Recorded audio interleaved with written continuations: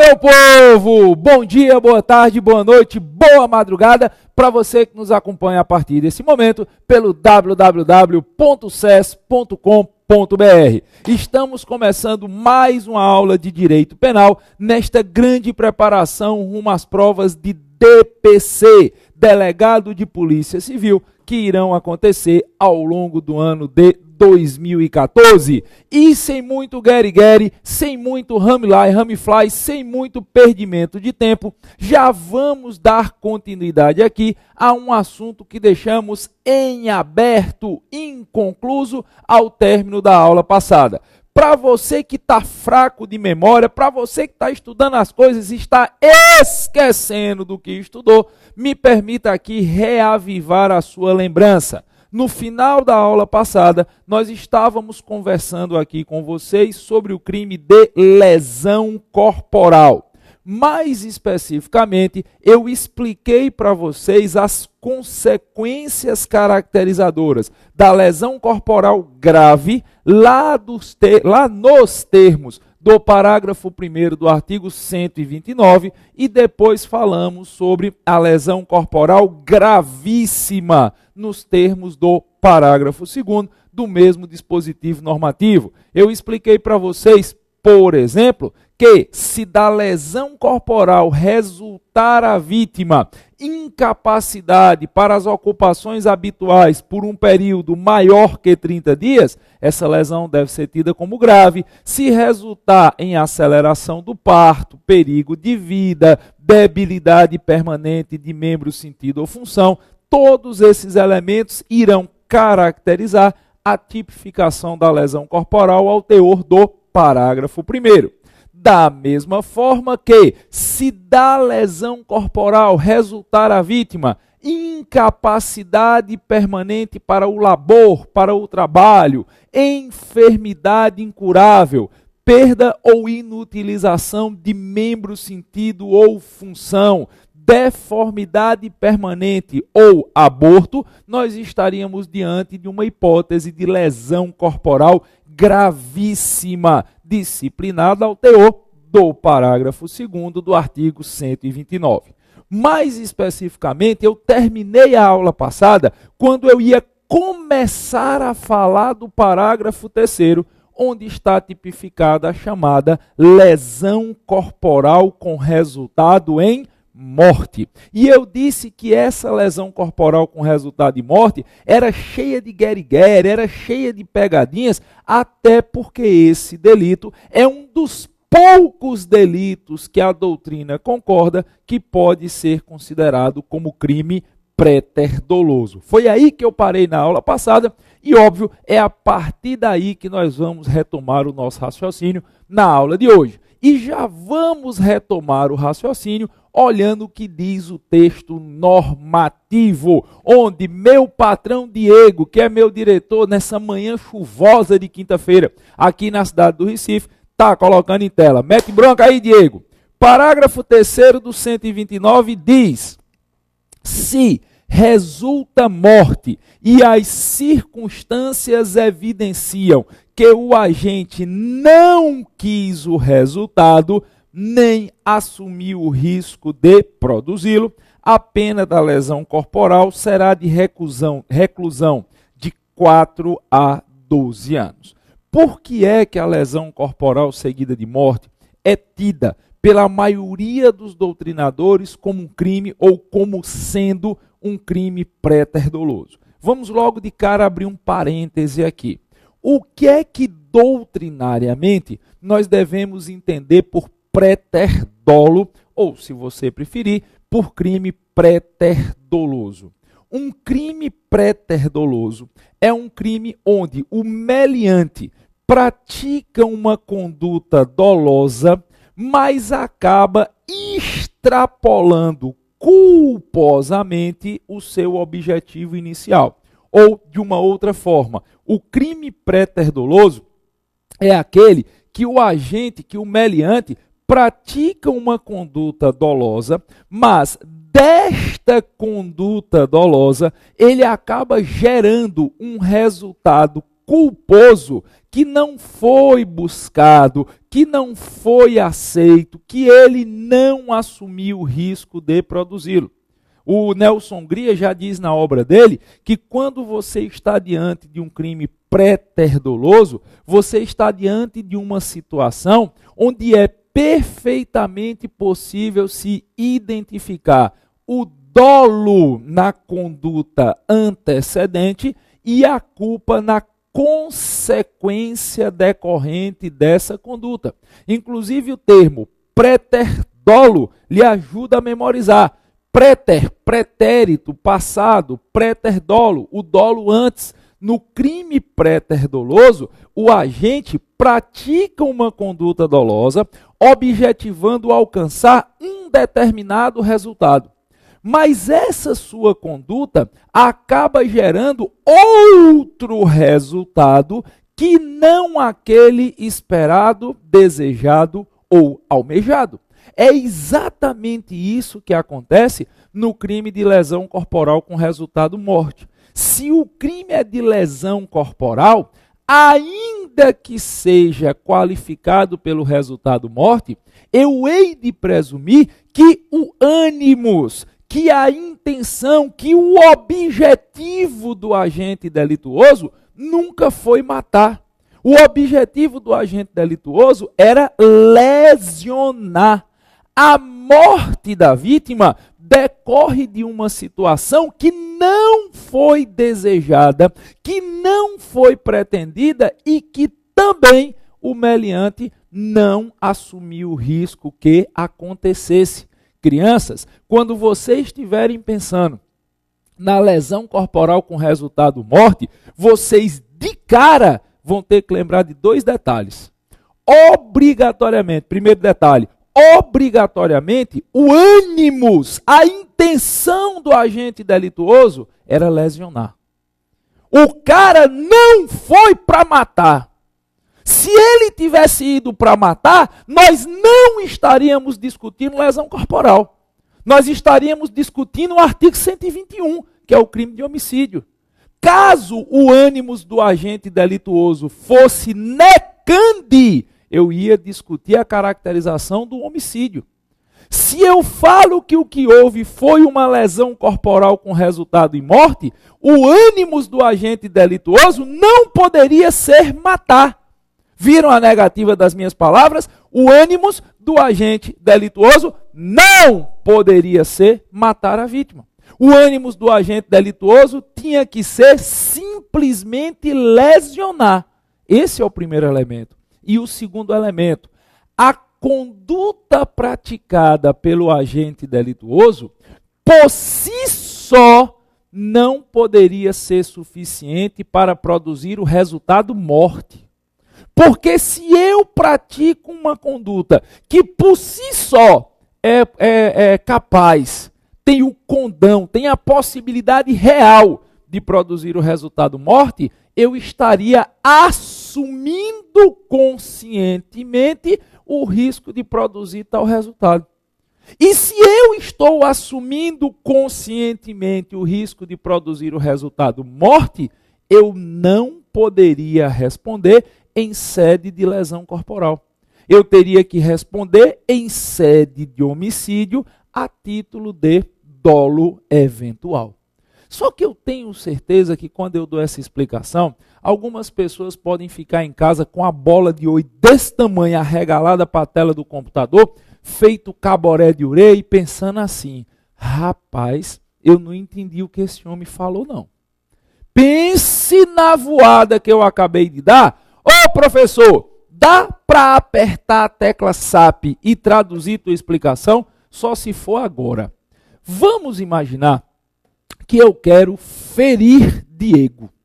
Eu estou com raiva de Diego. Por que, professor, o senhor está com raiva de Diego? Porque Diego vai embora do complexo, vai trabalhar lá no QG do Enem, vai abandonar a gente. Eu vou perturbar quem sem Diego aqui? Vou ter que arrumar uma pessoa para perturbar, porque a gente aqui gosta de perturbar o rapaz e o rapaz vai embora. Inclusive, eu estou achando que ele vai embora por causa do bullying que ele está sofrendo aqui. Aí eu resolvo lesionar Diego. Aí vem a ideia brilhante que eu tenho.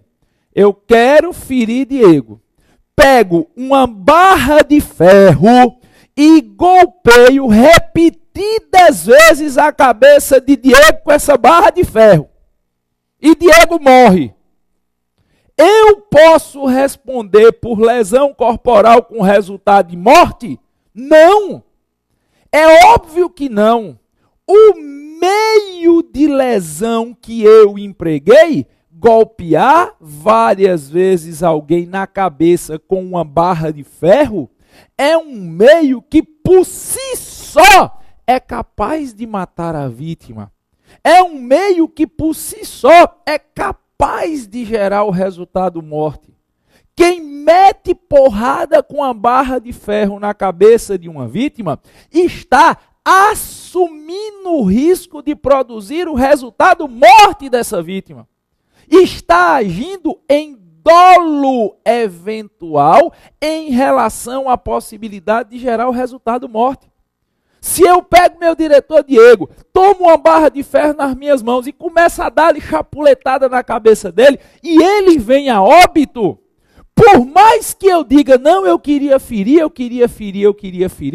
não é razoável o reconhecimento da lesão corporal com resultado de morte. E vocês viram a negativa das minhas palavras? De novo, não é razoável o reconhecimento da lesão corporal com resultado de morte.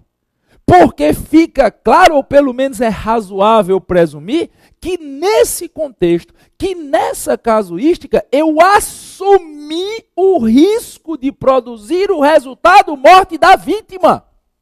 E aí, meu patrão, eu insisto para que você olhe o que diz o parágrafo 3º do 129. Para que eu tenha lesão corporal com resultado em morte, a morte da vítima resulta de circunstâncias onde fica claro que o meliante não quis e não assumiu o risco de produzir tal resultado. Se eu meto porrada com a barra de ferro na cabeça de alguém, eu estou assumindo o risco de gerar o resultado morte. Se a vítima morre, esqueça a lesão corporal. Tipifique o crime de homicídio. Agora, vamos imaginar uma outra casuística aqui. Vamos imaginar uma outra situação hipotética. Eu começo a discutir com o Diego e digo, quer saber de uma coisa, Diego? Eu vou lhe dar uma chapuletada. Aí, bufo, dou um murro na cara dele. Um murro, por si só, é capaz de matar? Não. Numa situação de normalidade, a não ser que eu pegue um bebezinho recém-nascido e dê um murro no peito dele. Mas em uma situação de normalidade, um murro não é capaz de matar um homem adulto. Então eu pego aqui, Diego, bufo, dou um murro na cara dele. Notoriamente, minha intenção era lesionar. Meu ânimo era lá dentro, eu quero lesioná-lo. O murro pega no rosto de Diego, Diego se desequilibra, cai e bate a cabeça na quina do móvel e morre. Eu queria matá-lo? Não. Eu assumi conscientemente o risco que ele morresse? Não. Qual era a minha intenção? Minha intenção era lesioná-lo. É tanto que eu dei um murro. Quem dá um murro não quer matar, não. Quem dá um murro quer ferir. Quem dá um murro quer lesionar. O problema é que no contexto da minha lesão, Diego acaba morrendo. Nesse caso, pelo fato de eu ter empregado um meio ofensivo que por si só não era capaz de matar a vítima, fica claro que minha intenção era lesionar. Todavia, a vítima morre em decorrência da lesão que eu gerei ou do contexto da lesão que eu gerei. Nesse caso, eu deverei responder ao teor do parágrafo 3º do artigo 129. Eu deverei responder por lesão corporal com resultado de morte. Por quê? Perceba nesse exemplo, nesse último exemplo que eu dei, a natureza préter-dolosa do crime. O que é que eu queria fazer? Era bater nele. Qual era o meu dolo? O meu dolo era dar um murro no cara. Dolo na conduta antecedente. Eu fui lá e bati. Onde é que está a culpa? Na consequência. Eu não queria que ele morresse. Eu não desejei a sua morte. Eu não assumi o risco de produzir tal resultado. Por isso que é préter-dolo. Por isso que é lesão corporal seguida de morte. Pegaram o bizu? Novo de loja? Primeira de luxo? Então vamos lá, tem muito mais coisa para falar sobre lesão corporal. Agora eu queria que vocês tivessem cuidado com a chamada lesão corporal privilegiada. Giovanni, eu já escutei esse termo já. Lá vai eu passando, Diego. Quando nós estávamos conversando aqui sobre... Cadê a danada da caneta? Quando nós estávamos conversando aqui sobre o crime de homicídio, eu falei para vocês sobre o parágrafo 1º do artigo 121, onde nós temos disciplinado o homicídio privilegiado. A mesma ou as mesmas lógicas que nós usamos lá no homicídio privilegiado serão utilizadas aqui na lesão corporal privilegiada. Observe o que diz a lei. Parágrafo 4º. Se o agente comete o crime impelido por motivo de relevante valor social ou moral, ou sob domínio de violenta emoção, logo em seguida a injusta provocação da vítima, o juiz pode reduzir a pena de 1/6 a 1/3. Lembra de todas aquelas explicações que eu dei lá no homicídio privilegiado? Lembra? Beleza. Pode trazer todas essas explicações para cá, para a lesão corporal privilegiada. A lógica da lesão corporal privilegiada é exatamente a mesma que nós já estudamos, que nós já aprendemos quando estávamos analisando o homicídio. E aí eu vou só relembrar para vocês, de forma mais rápida, a título de mera retrospectiva, o que nós já falamos. A começar pelo verbo. Essa historinha da lesão privilegiada, onde a lei diz que o juiz pode reduzir a pena de 1/6 a 1/3, você tem que estar ligado que, na verdade, o que deveria estar escrito aqui não era o verbo poder, e sim o verbo dever. Nós já conversamos que, em existindo o privilegiamento concreto, manifesto, plausível no caso concreto, passa a existir uma obrigatoriedade por parte do juiz em promover a redução de pena. Professor, na lesão corporal privilegiada, se o juiz reconhece que houve o privilegiamento, ele é obrigado a reduzir a pena ou ele pode reduzir a pena? Ele é obrigado. Em que pese o texto normativo gerar uma possibilidade, em que pese o verbo que está aqui no parágrafo 4º ser poder, pela mesma lógica que nós utilizamos lá no homicídio privilegiado, você deve entender que o juiz se obriga. É direito objetivo do agente delituoso, em tendo reconhecido o privilegiamento na sua lesão corporal, claro, é direito objetivo dele ver sua pena ser reduzida de 1/6 a 1/3.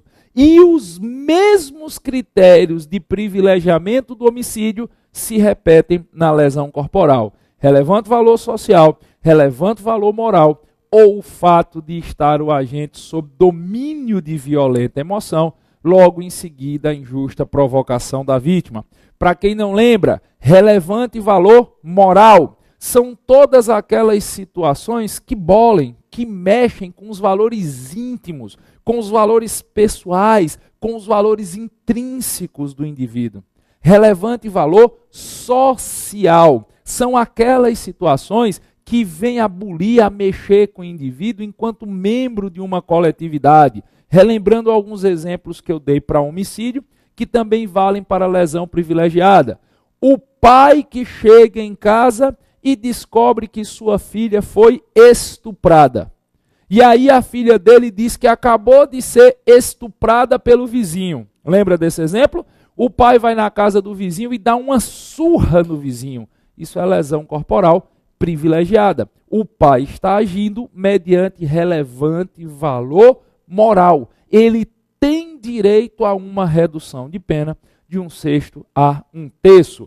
O cara que vê uma pessoa que acabou de ser muito grosseiro, muito ofensivo com um idoso em via pública.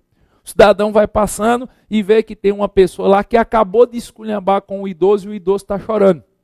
E aí ele se revolta enquanto membro da coletividade, ele não aceita que no seio da coletividade que ele viva, aquele tipo de coisa aconteça e quebra o cidadão todinho na porrada. Lesão corporal privilegiada mediante relevante valor social. Eu estou aqui quieto, dando minha aula, sem bulir com ninguém, aí meu patrão Diego começa a me perturbar. Giovanni, tu é muito isso. Tu é muito aquilo, macho velho. Olha, se tu fosse gêmeos, o mais feio ainda era você. Professor, eu tô achando que sua mãe ele jogou no mato e criou a placenta, viu? Trocaram. Professor, eu acho que ele amarraram num quarto quando o senhor nasceu. Deu 7 dias, você não latiu, aí levaram para criar. E eu vou pegando pressão, feito pneu de bug. Eu vou dizendo, Diego, me deixa quieto, para de botar pressão. E Diego perturbando meu juízo. Chega uma hora que eu me destempero, parto para cima dele e dou-lhe um bocado de murro. Isso é lesão corporal privilegiada. O que me fez agredi-lo foi o fato de eu estar agindo sob domínio de violenta emoção, logo em seguida a sua injusta provocação. Então, toda aquela análise mais minuciosa, mais aprofundada que nós fizemos sobre homicídio privilegiado, você pode repetir aqui na lesão corporal privilegiada. Mas tem mais. Eu gostaria de destacar para vocês agora o parágrafo 6º, que fala da lesão corporal culposa, que apresenta pena de detenção de 2 meses a 1 ano. Lesão corporal culposa é quando você lesiona, por imprudência, imperícia ou negligência, alguém.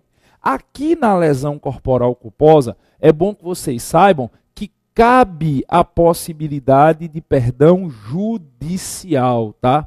Assim como no homicídio culposo cabe a possibilidade de perdão judicial, na lesão corporal culposa também cabe, ao teor do que está disciplinado lá no artigo 8º, lá no artigo 129, em parágrafo 8º. O parágrafo 8º, quase que não saiu, eu disse artigo 2 vezes. O parágrafo 8º do artigo 129 estabelece taxativamente a possibilidade de perdão judicial em se tratando de lesão corporal culposa.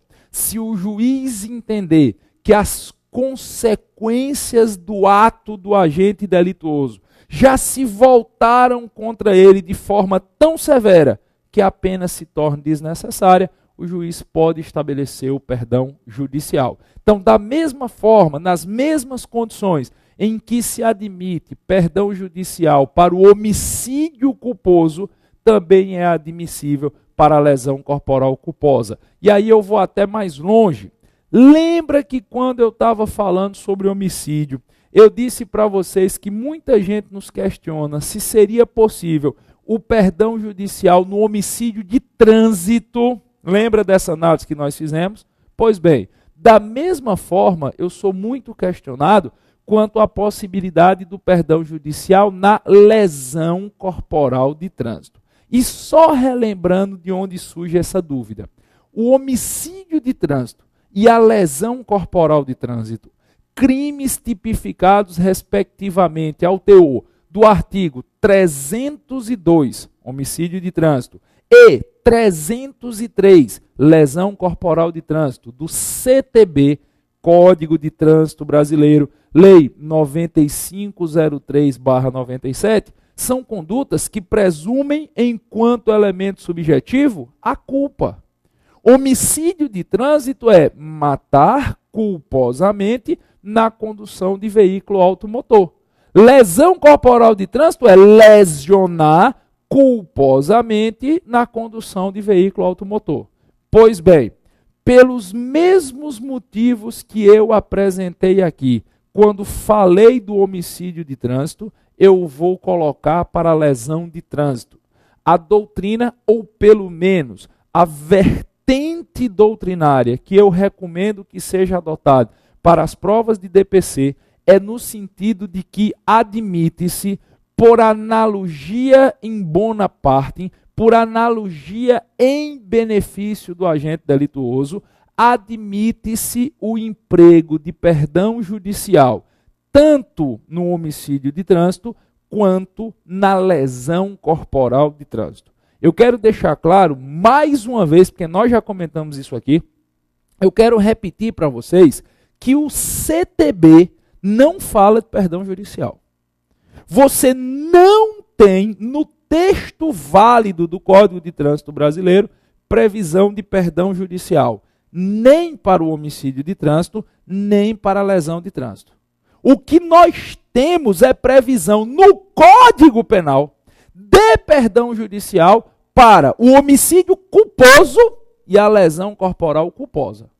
Só que grande parte da doutrina aplica uma interpretação analógica em benefício do réu, uma interpretação analógica in melius, e aceita que é possível sim o juiz reconhecer e estabelecer o perdão judicial no homicídio e na lesão corporal de trânsito, nos mesmos termos e nos mesmos critérios que o Código Penal prevê para o homicídio culposo e a lesão corporal culposa. Beleza? Então vamos fazer aqui o resumo da ópera. Tanto o homicídio culposo quanto a lesão corporal culposa, por previsão do Código Penal, admitem perdão judicial. Por analogia, a doutrina entende que o homicídio de trânsito e a lesão corporal de trânsito também admitem perdão judicial, embora o CTB seja silente. Embora o CTB não faça referência a essa possibilidade. Pegaram o bizu? Novo de loja? Mas vamos mais. Eu gostaria de destacar também para vocês o que está previsto ao teor do parágrafo 7º do artigo 129, que diz: caso as lesões corporais sejam praticadas por milícia privada, sob pretexto de prestação de serviço de segurança ou por grupo de extermínio, a pena será aumentada em 1/3. Ô Giovanni, isso não está escrito no meu vadimeco não. Tá, só que está escrito de um outro jeito. O que está escrito na letra da lei é: aumenta-se a pena de 1/3 se ocorrer qualquer das hipóteses previstas dos parágrafos 4º e 6º do artigo 121 do Código Penal. O que eu tenho aqui é uma remissão legislativa.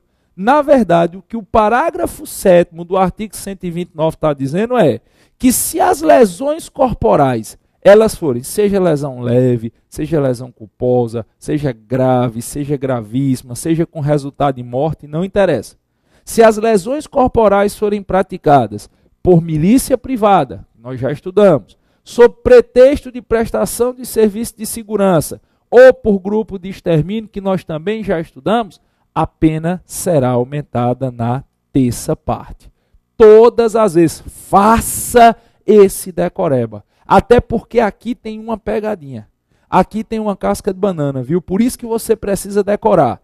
Todas as vezes que as lesões corporais, até então analisadas, forem praticadas por milícia privada, por grupo de extermínio ou mediante pretexto de prestação de serviço privado de segurança, a pena será aumentada em 1/3. E eu vou fazer um alerta a vocês. Se por algum motivo absurdo e nefasto você está assistindo aula pulando, tem alguns poucos alunos, e eu não recomendo que você faça isso, não, insisto, não recomendo que faça, tem aluno que não assiste a aula na sequência. Aí hoje eu estou a fim de assistir aula sobre lesão corporal, aí vem assistir essa aula, não faça isso não. Mas se porventura você faz, eu recomendo que você assista a aula lá de homicídio, onde eu explico a diferença entre milícia privada e grupo de extermínio. Vocês não imaginam a quantidade de perguntas que eu recebo todos os dias sobre isso. Se milícia privada e grupo de extermínio é a mesma coisa. Ontem mesmo eu estava na sua mensagem e uma moça perguntou: Giovanni, milícia privada e grupo de extermínio é a mesma coisa, não é? Aí eu achei estranho, eu disse: você assistiu a aula que eu dei sobre homicídio? Ela: não, eu estou assistindo as aulas salteadas. Aí eu recomendei que ela voltasse e assistisse lá. Eu não vou repetir aqui, porque eu passei mais de 40 minutos, eu não me lembro o número da aula, acho que foi a aula número 15 ou 16, mas eu passei aqui mais de um bloco só explicando quando é que teríamos uma milícia privada, qual era a diferença de milícia privada para grupo de extermínio. Se você não assistiu essa aula, se você não lembra, eu recomendo que você volte lá para revisar. E aqui você vai decorar. Vai decorar porque se você não percebeu ainda, eu vou lhe mostrar uma pegadinha. Se o crime de lesão corporal, insisto, seja ela leve, culposa, grave, gravíssima, com resultado em morte, não importa. Se ela é praticada por milícia privada, por grupo de extermínio ou mediante pretexto de prestação de serviço privado de segurança, a pena será aumentada em 1/3. E tem gente em casa uma hora dessa pensando assim, professor, aqui é a mesma coisa do homicídio, não é? Não. É aí que está a pegadinha. E quer ver a pegadinha? Clica na segunda parte da aula de hoje que eu te digo.